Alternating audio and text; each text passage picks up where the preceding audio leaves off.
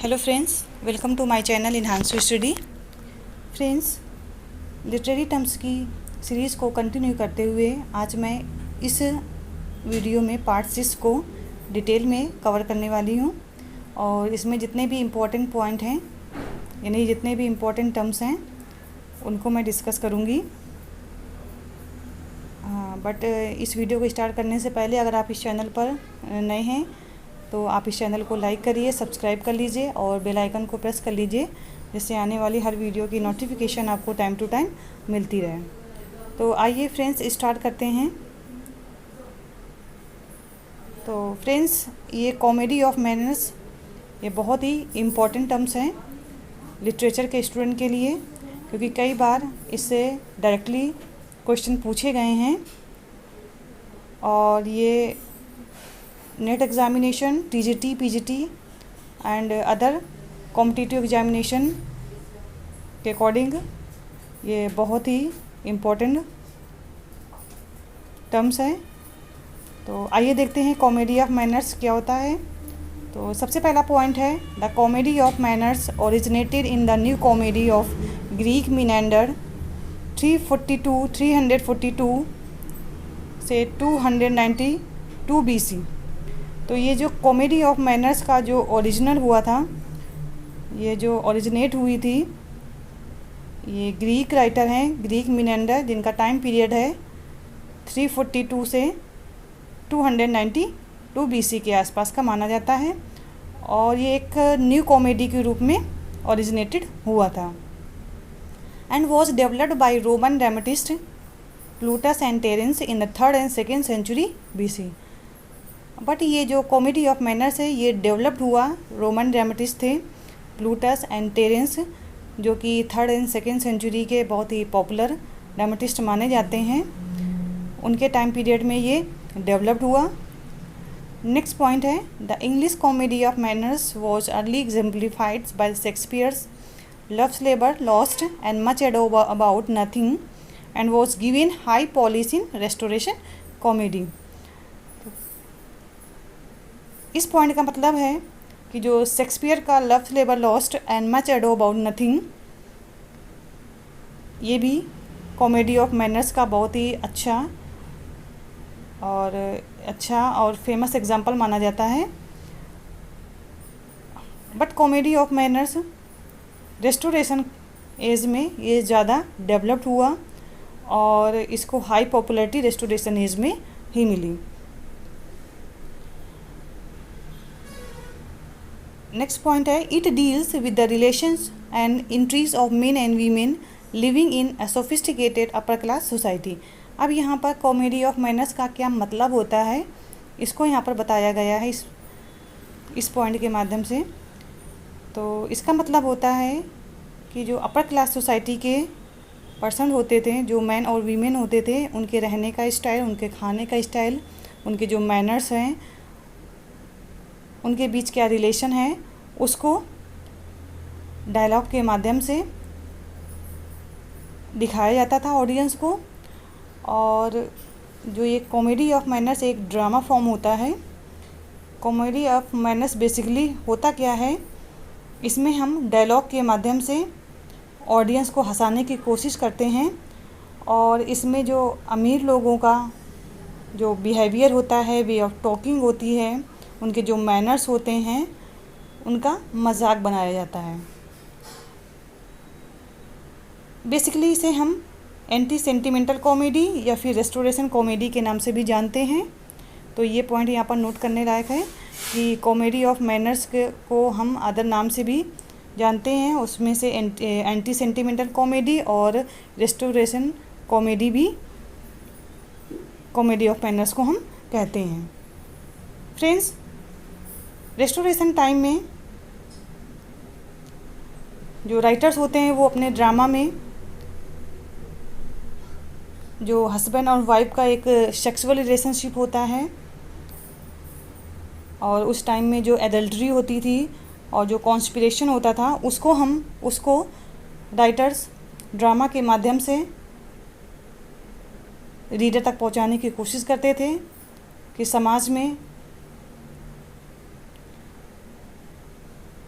इस टाइप का behaviour main और वीमेन के साथ होता है और उसको ड्रामा के माध्यम से दिखाने की कोशिश की जाती थी। जो रोमांटिक पीरियड के जो राइटर थे चार्ल्स लैम, उन्होंने कॉमेडी ऑफ मैनर्स को आर्टिफिशियल लिटरेचर भी कहा है। तो फ्रेंड्स ये भी इम्पोर्टेंट है पॉइंट नोट करने के लिए कि चार्ल्स लैम ने कॉमेडी ऑफ मैनर्स को आर्टिफिशियल लिटरेचर भी बोला है। तो आई होप फ्रेंड्स आपको कॉमेडी ऑफ मैनर्स अच्छे से समझ में आ गया होगा। अब देखते हैं नेक्स्ट पॉइंट क्या है। विलियम कॉन्ग्रीज का way of the world and the William Wycherley's का द कंट्री वाइफ और the excellent example of comedy of manners. तो फ्रेंड्स ये दोनों राइटर कॉन्ग्री और वाइचरलीज ये दोनों रेस्टोरेशन एज के बहुत ही फेमस राइटर हैं, ड्रामेटिस्ट हैं और इन्होंने अपने वर्क्स कॉन्ग्रीव ने the way of the world में और वाइचरलीज ने द कंट्री वाइफ में कॉमेडी ऑफ मैनर्स टर्म को बहुत अच्छे से यूज किया है। तो फ्रेंड्स अब देखते हैं नेक्स्ट स्लाइड में कौन सा इम्पोर्टेंट टर्म है। तो नेक्स्ट टर्म है द कॉमेडी ऑफ ह्यूमर्स। इसमें जो पहला पॉइंट है that a type of comedy developed by Ben Jonson the Elizabethan playwright based on ancient physiological theory of the four humours that was still current in Jonson's time. तो जो ये comedy है comedy of humours ये Ben Jonson के द्वारा developed हुई थी, जो कि एलिजाबेथन एज के बहुत ही फेमस प्ले राइट हैं और बेसिकली ये एंशियंट फिजियोलॉजिकल थ्योरी पर बेस्ड होती है और ये फोर ह्यूमर्स हमारी बॉडी में पाए जाते हैं और जॉनसन ने अपने वर्क्स में ये कॉमेडी ऑफ ह्यूमर को दिखाया है। अब देखते हैं नेक्स्ट पॉइंट क्या है।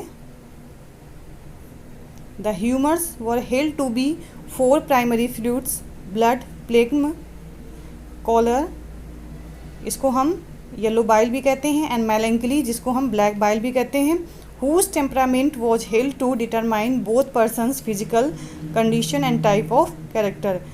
तो फ्रेंड्स हमारी एवरी ह्यूमन बॉडी में ये फोर टाइप के फ्लूइड्स होते हैं जिसमें से ब्लड, प्लेग्म, कॉलर एंड मेलैंकली ये फोर टाइप के फ्लूइड्स पाए जाते हैं और जब इनका जो मिक्सचर होता है उसे हम किसी भी पर्सन की फिजिकल कंडीशन और उसके कैरेक्टर को डिटरमाइन कर सकते हैं, यानी उसके कैरेक्टर को हम समझ सकते हैं।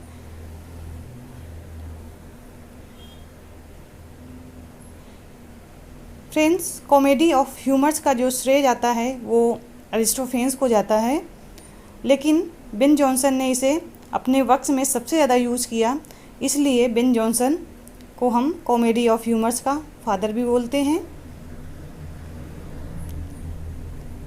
नेक्स्ट पॉइंट है an imbalance of one or another humours in temperament was said to produce four kinds of disposition whose names have survived the underlying theories sanguine, phlegmatics, choleric and melancholy। तो friends यहाँ पर ये point denote करता है कि जो human body में four types के फ्लूइड्स पाए जाते हैं, लेकिन जब उनका इम्बैलेंस होता है, यानी उनका जब इम्बैलेंस होता है मिक्सअप में, तो उससे जो फोर काइंड के डिस्पोजिशन प्रोड्यूस होते हैं तो उनको हमने नाम दिया हुआ है सैंग्यून, यानी जो